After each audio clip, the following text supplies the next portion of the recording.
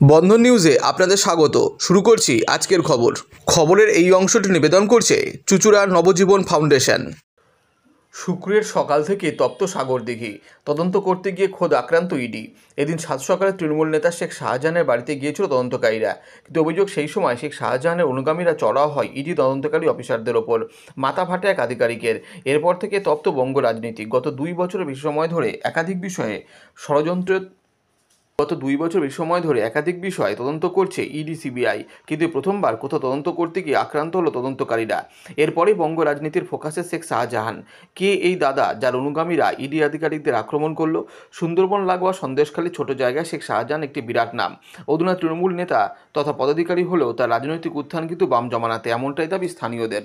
রাজ্যের রেশন দুর্নীতিকাণ্ডে জ্যোতিপ্রিয় মল্লিক ঘনিষ্ঠ এই তৃণমূল নেতার নাম উঠে এসেছে। বর্তমানে তিনি জেলা পরিষদের কর্মাধ্যক্ষ, কিন্তু সন্দেশখালী এলাকায় তার হুঙ্কারে বাঘেগলুতে এক ঘাটে জল খায় বলে সূত্রের খবর। জেলার রাজনৈতিক মহলের অন্দরে ফিসফাস ভোটের সময় এলাকা নিয়ন্ত্রণের দায়িত্ব থাকতো নাকি শাহজাহানের কাঁধে।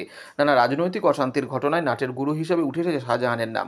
শোনা যায় বাম আমলের উত্থানই শাহজাহানের। পালাবদলের পর তার প্রতাপ একটুও কমেনি। স্থানীয় মানুষদের একাধিক অভিযোগ রয়েছে তার বিরুদ্ধে, কিন্তু কোনো কিছুতেই শাহজাহানের দাপট কমানো যায়নি। সন্দেশখালীতে 3 জন ইডি আধিকারিকরা আহত হন। তার মধ্যে ছিলেন ইডি সহকারী ডিরেক্টর রাজকুমার রাম। তার মাথায় আঘাত লাগে। আপাতত তাকে একটি বেসরকারি হাসপাতালে ভর্তি করা হয়েছে। সেখানে তার সিটি স্ক্যান করা হবে বলে জানা গেছে। The ghastly incident reported from Sandeshkhali in North 24 Parganas district is alarming, is deplorable, to say the least. It is the bounden duty of a civilized government to stop barbarism and vandalism in a democracy. If government fails in its basic duty, then the Constitution of India will definitely take its course. As governor, I reserve all my constitutional options for appropriate action at the appropriate moment. Flexing muscles and parading paper tigers will not work with the people of Bengal. Jungle Raj and Gundagiri will work in a fool's paradise. Bengal is not a banana republic. I repeat, Bengal is not a banana republic. Government should do its duty. Those who think they can rule through dons and soon will they find themselves to be Don Quixotes. This pre-election violence, which has an early beginning,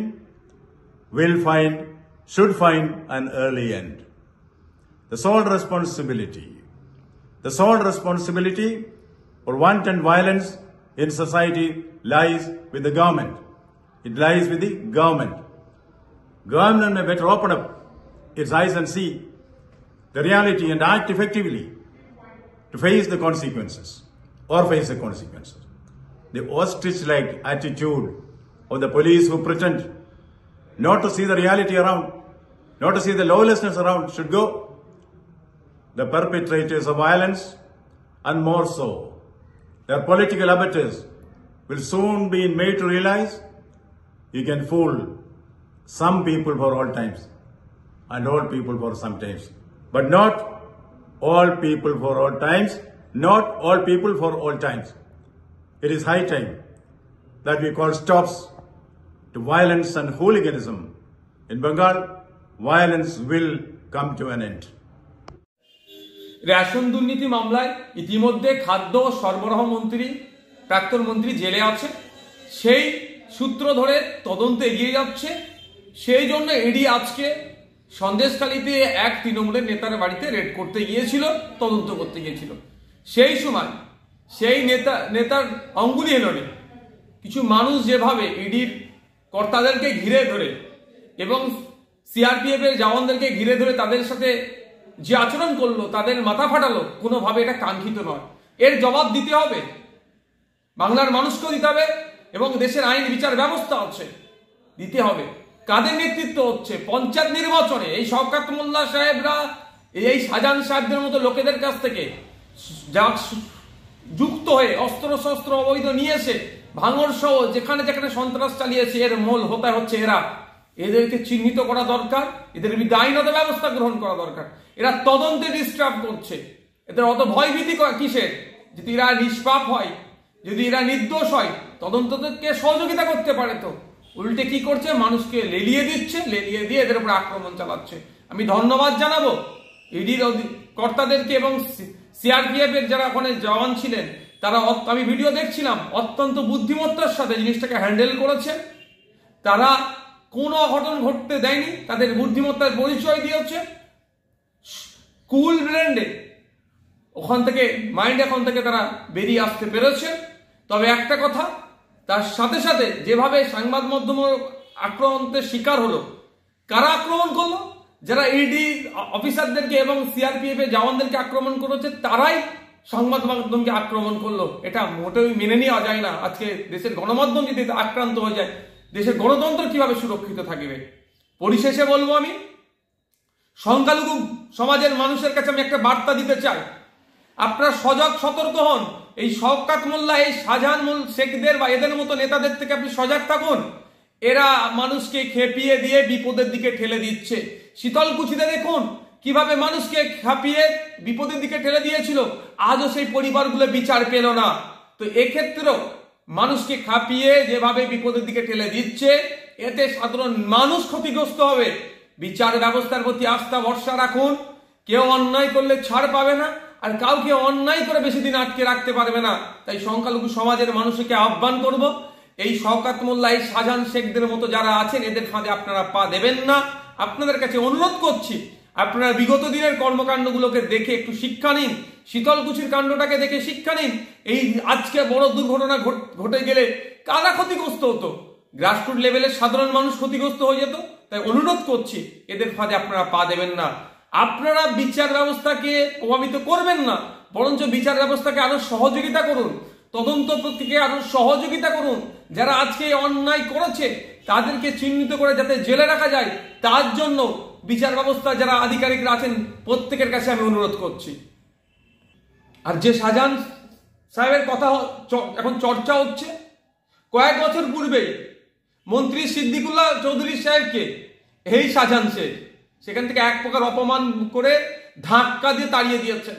মুখ্যমন্ত্রী একটাও শব্দ খরচ করেননি।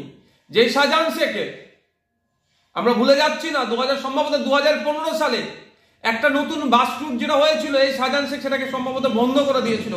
মুখ্যমন্ত্রী উষ্মা প্রকাশ করেছিলেন, কে এই শাহজাহান বলে তিনি বলেছিলেন, কিন্তু তার বিরুদ্ধে ব্যবস্থা গ্রহণ করা হয়নি। অ্যাকচুয়ালি এদেরকে দিয়ে যত ওই অবৈধ ব্যবসা বাণিজ্য, অবৈধভাবে মানুষের উপরে আক্রমণ, ভোট লুট এদের দ্বারাই হয়।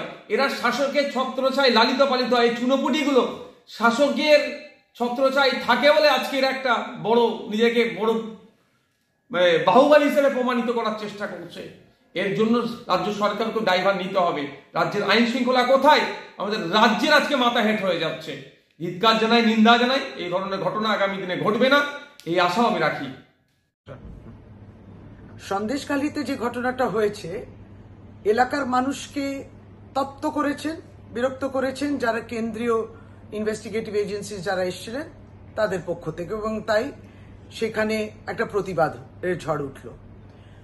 আরেকটি যেটা নিশ্চিত প্রমাণিক, যিনি নিজে একজন সাংসদ এবং কেন্দ্রীয় প্রতিমন্ত্রী, তিনি বলছেন যে বাংলায় সে ফেডারেলিজমের অভাব রয়েছে। আমরা বলছি যে কেন্দ্র এবং রাজ্য যৌথভাবে কাজ করে, উন্নয়নেরই কাজ হোক, মানুষেরই কাজ হোক। সে ফেডারেলিজম তো আমরা দেখতে পাই না, কেন্দ্রের পক্ষ থেকে কোনো সহায়তা সহযোগিতা আমরা দেখি না। তিনি এই কথাটা বললেন কি করে? আর এতই ফেডারেলিজমে যদি আপনি বিশ্বাস করেন, তাহলে মনরেগার যে টাকা বঞ্চিত রয়েছে বাংলা তার প্রাপ্য টাকা পাচ্ছে না, তো সেই টাকা নিয়ে কই একবারও আওয়াজ তুলতে দেখিনি। তো বাংলার গরিবের ঘর হচ্ছে না, সেটা নিয়ে তো আপনার প্রতিবাদ আমরা দেখি না। কুচবিহারে মনরেগা ফান্ডস ঢুকেছে কি? কুচবিহারে যে বাংলার গরিবের যারা নথিভুক্ত রয়েছেন তাদের কি বাড়িটা হয়েছে তৈরি? নিশ্চিত প্রমাণিক কি জবাব দেবেন? আর আমরা তো জানি যে আজকে জলপাইগুড়িতে সার্কিট বেঞ্চ হয়েছে, সেখানে আপনার আবেদন খারিজ হয়েছে। একটা খুনের ঘটনা, সেখানে কেন্দ্রীয় প্রতিমন্ত্রীর নাম রয়েছে, কুচবিহারের সাংসদের নাম রয়েছে, সেটা খারিজ হয়েছে। এটা নিয়ে যদি উনি কিছু আলোকপাত। মাদকাসক্ত যুবকদের জীবনের মূল স্রোতে ফিরিয়ে আনছে চুঁচুড়া নবজীবন ফাউন্ডেশন। আজ থেকে 7 বছর আগে পথ চলা শুরু হয়েছিল এই সংস্থার। হুগলি জেলা থেকে শুরু হয়েছিল নবজীবন ফাউন্ডেশনের কাজ। আজ গোটা উত্তর পূর্ব ভারতে ছড়িয়ে পড়েছে তার ব্যাপ্তি। জেলা ও রাজ্যের হাজার হাজার মাদকাসক্ত যুবকদের মানসিক ও শারীরিক চিকিৎসার মধ্যে দিয়ে সুস্থ জীবনের পথে ফিরিয়ে আনছে নবজীবন ফাউন্ডেশন। কি করে এই সংস্থাকে তিল তিল করে গড়ে তুলছেন বন্ধন নিউজ এর ক্যামেরার সামনে, সে কথা বললেন সংস্থার কর্ণধার চন্দন দাস। দেখি ওটার মধ্যে কি আছে বা পাড়ার বড় দাদারা করছে, আমিও একটুখানি করি, ফিলিংসটা কি সেটা দেখতে যাই। এবং একটা সার্টেন টাইমের পর কি হয়, সেটা ফ্রিকোয়েন্সিটা তখন অনেক বেশি থাকে, গ্যাপ থাকে যখন শুরু করে। পরবর্তীকালে যখন নির্ভরশীল হয়ে পড়ে সেই একটা সাবস্টেন্সের উপর, তখন সেটা থেকে বেরোনোর জন্য সে নানা রকম চেষ্টা করে, কিন্তু তার ওয়ে আউটটা জানা নেই যে কোন রাস্তা দিয়ে গেলে নেশা থেকেও বিরত থেকে সুস্থ স্বাভাবিক জীবনযাপন করা যায়। তো আমি ভাবলাম যে শুধুমাত্র আমি সুস্থ স্বাভাবিক জীবনযাপন করলাম, আমার জীবনের সার্বিক উন্নতি হলো, বা আমার যেসব এম বা আমি জীবনে যে জিনিসগুলো করতে পারিনি সেগুলো আমি ফুলফিল করলাম, তাহলে তো শুধু আমার কথাই ভাবা হলো। তাহলে আমি এরকম কিছু কাজ করি যাতে আমার মতো আরও 5 জন আমার দ্বারা উপকৃত হয়। এবং একটা সার্টেন টাইমের পর যখন মানুষ চায় যে ফিরতে, অথচ তার কাছে রাস্তা থাকে না, তখন এই একটা WHO ওয়ার্ল্ড হেলথ অর্গানাইজেশন একটা প্রসিডিওর বার করেছে। গরম পানীয়র জন্য বিশ্বমানের flask, micro oven, mixer grinder, induction সহ আধুনিক রান্নাঘরের সামগ্রী উৎপাদন সারা বিশ্বে আলোড়ন সৃষ্টি করেছে বড়সিল। পাশাপাশি বিশ্বমানের সোলার গ্লাস, যা সোলার সিস্টেমের অন্যতম সামগ্রী তৈরি করে, সারা বিশ্বে নজির গড়েছে বড়সিল। দেশের বাজারে পাশাপাশি বিশ্ববাজারেও সব প্রতিযোগী কোম্পানিকে পিছনে ফেলে এগিয়ে চলেছে ভারতের বড়সিল। রাজস্থানের বড়সিল কারখানায় 1200 মহিলার কর্মসংস্থান হয়েছে। প্রতিদিন রাজস্থানের প্রত্যন্ত গ্রাম থেকে ওই মহিলাদের গাড়ি করে কারখানায় নিয়ে আসে কারখানা কর্তৃপক্ষ। তারা বড়সিলের বিশ্বমানের প্লেটের ডিজাইনে কাজ করে। দিনের শেষে তাদের গাড়ি করে বাড়ি ফিরিয়ে দেয় কারখানা কর্তৃপক্ষ। কর্মসংস্থানের এই বেনজির দৃষ্টান্তের জন্য বড়সিল কোম্পানিকে কুর্নিশ জানায় ভারতবাসী।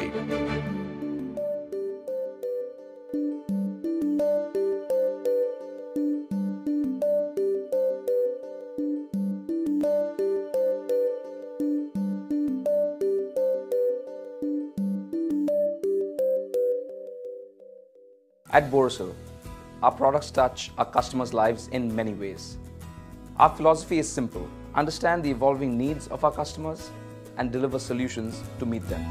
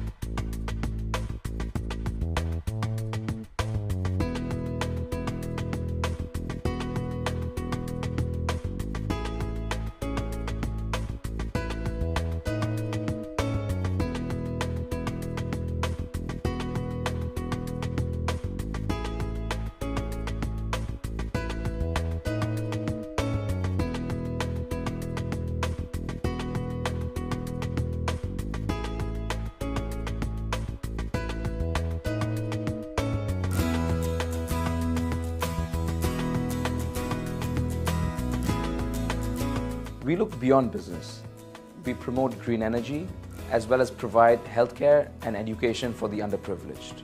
In fact, this has been our heritage at Borosil.